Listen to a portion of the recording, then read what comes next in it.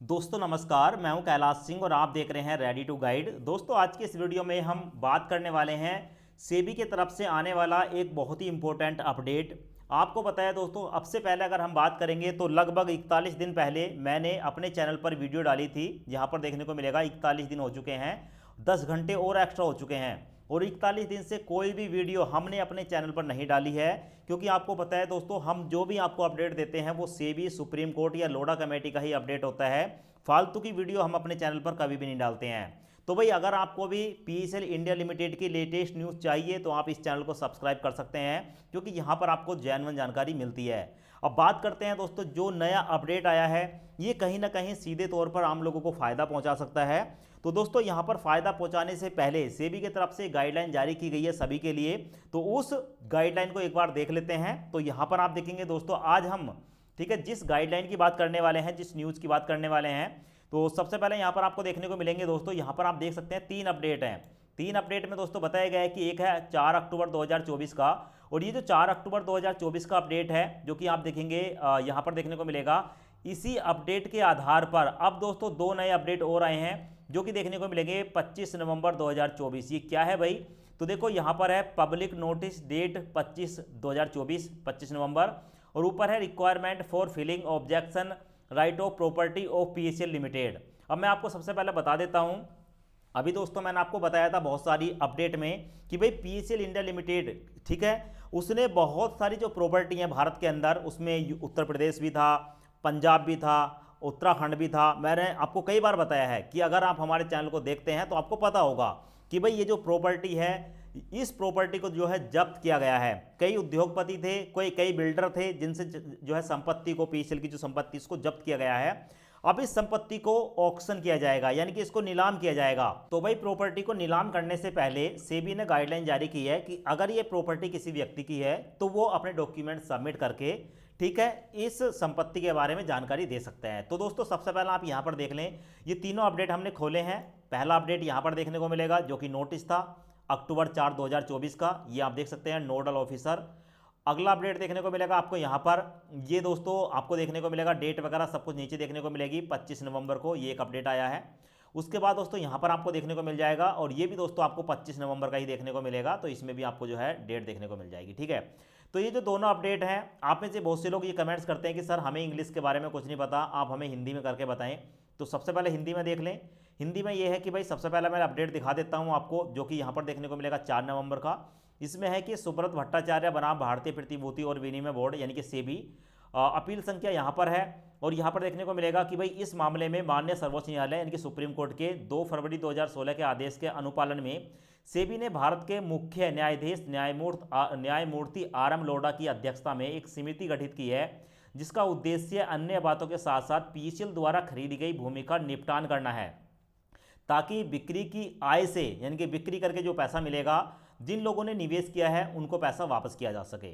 उक्त आदेश के अनुसार केवल न्यायमूर्ति सेवानिवृत्त आर एम लोढ़ा समिति पीएसएल लिमिटेड के मामले में पीएसएल लिमिटेड की संपत्ति या उन संपत्तियों को बेचने का अधिकार है जिनमें पीएसएल लिमिटेड या उसके किसी सहयोगी, सहायक या भारत के अंदर या बाहर प्रत्यक्ष या अप्रत्यक्ष रूप से कोई हित अधिकार है। यानी कि दोस्तों अगर कोई भी प्रॉपर्टी है जहां पर पीएसएल का अधिकार है, पीएसएल का कहीं पर भी नाम आता है, उसके सहयोगी का नाम आता है, उसके एजेंट का नाम आता है, किसी का भी नाम आता है जो पीएसएल से जुड़ा हुआ है, तो उस पर भी पीएसएल का ही हक है। माननीय सर्वोच्च न्यायालय ने सिविल संख्या अपील संख्या में दिनांक 8/8/24 के आदेश के माध्यम से पीएसएल की संपत्ति को क्लस्टर जिला वोर नीलामी की अनुमति दी है। जैसे कि मैंने आपको बताया नीलामी होगी, तदनुसार संपत्तियों की नीलामी दिनांक 8/8/24 के आदेश के अनुसार आयोजित की जाएगी।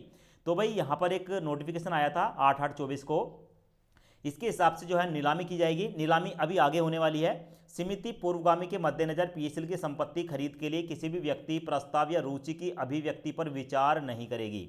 तदनुसार इच्छुक खरीदार और जनता को सलाह दी जाती है कि वे समिति को व्यक्तिगत प्रस्ताव या रुचि की अभिव्यक्ति न भेजें। मुंबई, यहाँ पर आपको डिटेल देखने को मिलेगी।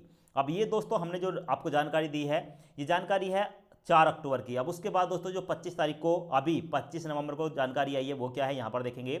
तो न्यायमूर्ति सेवानिवृत्त आर एम लोढ़ा समिति पीएसएल लिमिटेड के मामले में सार्वजनिक सूचना, यानी कि सबके लिए सूचना है।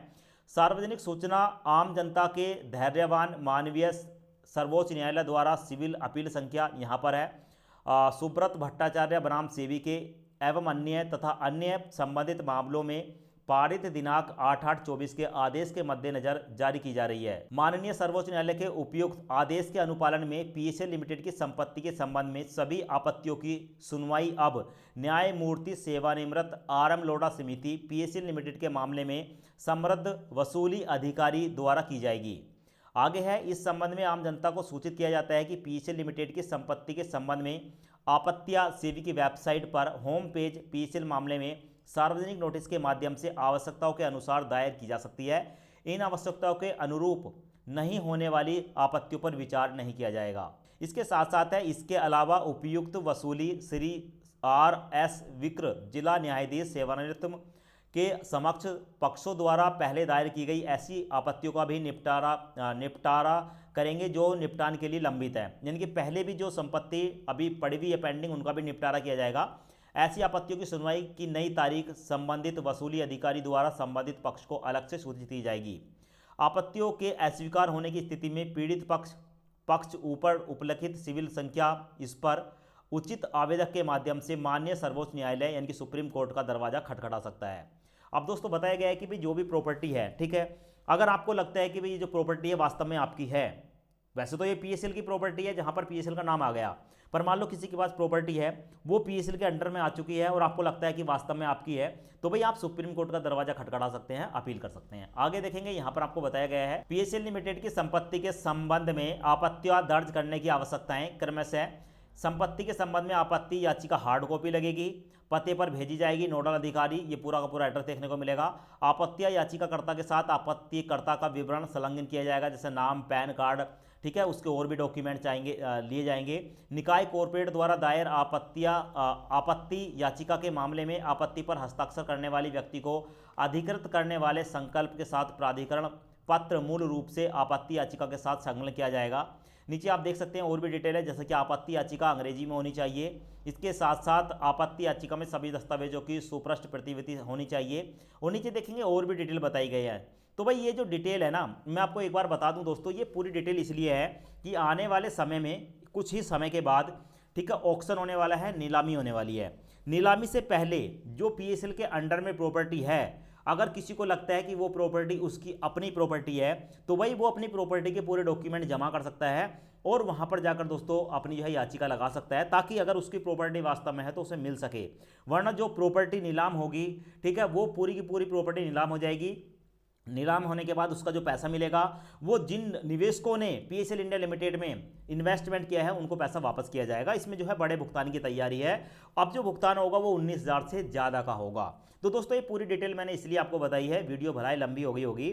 इसमें बताने का जो मेन कारण है वो इसीलिए ये है कि भाई अब जो पीएसएल की प्रॉपर्टी बेची जाएगी ना, अगर किसी व्यक्ति का उस पर अपना मालिकाना हक है, किसी को लगता है कि हमारी प्रॉपर्टी पीएसएल के अंडर में चली गई है, तो भाई वो जो है अपने डॉक्यूमेंट सबमिट करके, ठीक है, अपनी जो है लड़ाई लड़ सकता है। वरना ये पूरी की पूरी प्रॉपर्टी जो पीएसएल के पास है उसका ऑक्शन होने वाला है, नीलामी होने वाली है और ये जो पैसा है निवेशकों को दिया जाएगा। तो फिलहाल यही अपडेट था दोस्तों। आशा करते हैं ये वीडियो आपको पसंद आया होगा। वीडियो पसंद आया हो वीडियो को लाइक करें और चैनल को सब्सक्राइब जरूर करें। धन्यवाद।